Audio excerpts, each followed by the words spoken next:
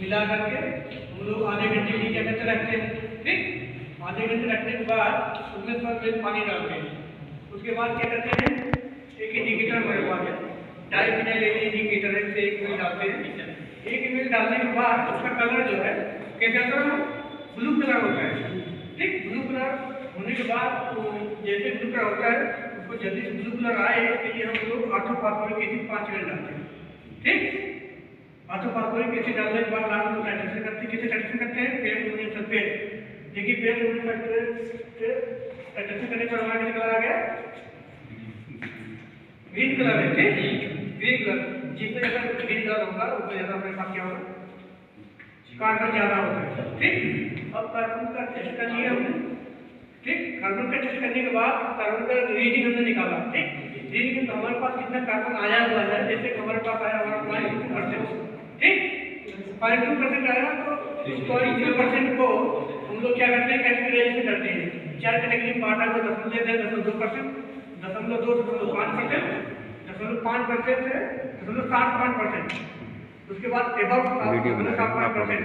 जिस कैटेगरी में हमारा होगा उसी कैटेगरी के अनुसार हम लोग क्या करेंगे, अगर इस नंबर 2 आ गया तो हम क्या करेंगे, 20 से 25 ton per hectare organic carbon बोले तो या FYM का डिमांड करते हैं हमारे किसान लोग डालें। ठीक, ये डालने के बाद अगर हमारा ऑर्गेनिक कार्बन खेत में सही है, ठीक, खेत में सही है तो मतलब कि नाइट्रोजन हमारा सही है। जितना ज़्यादा ऑर्गेनिक कार्बन होगा उतना अच्छा नाइट्रोजन होगा। अगर ऑर्गेनिक कार्बन ज़्यादा होगा तब क्या होगा, सभी 12 पैरामीटर अच्छे होंगे।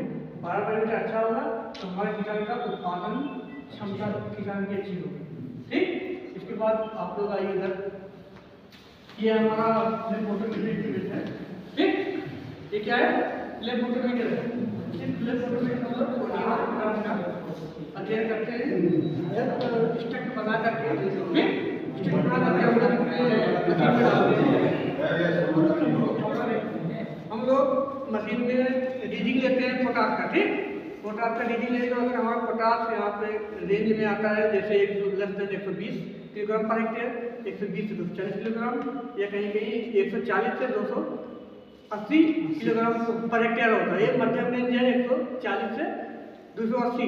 अगर 280 से होगा, 280 से ज़्यादा होगा हम लोग उच्च मात्रा में रखते हैं। ठीक, उच्च क्वालिटी में। अगर 120 या 140 से कम होगा तो हमारा क्या होता है, लो होता है, न्यून स्तर होता है। अगर न्यून स्तर में हमारा आता है, जैसे फर्टिलाइजर की बात करते हैं, अगर हमारा न्यून स्तर में आया तो जो फर्टिलाइजर का रिक्वायरमेंट होता है 160, 40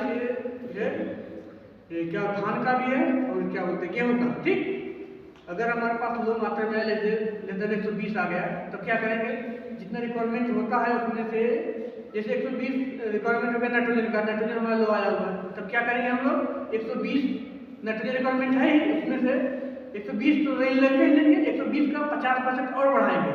ठीक, अगर लो रेंज में है तब ऐसे ही हम लोग फर्टिलाइजर रिकमेंडेशन करते हैं। ठीक, कार्बन कम रहता है, अगर हमारे पास कार्बन कम है तो हम क्या करेंगे, ये FYM कंपोस्ट 20 से 25 टन। अगर बहुत कम है 20 से 25 टन, उसके बाद अगर कम है तो 15 से 20 टन, जैसे जैसे ज़्यादा रहे उससे घटाते जाते हैं। ठीक, मिनिमम 10 टन हमें डालना ही डालना है।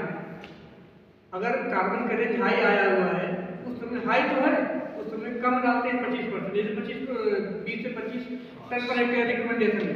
अगर इसका 2.75 से ऊपर आया हुआ है तब क्या करेंगे, हम 50% कम डलवाएंगे। मतलब तभी भी 10 से 15 टन में डालना ही डालना है।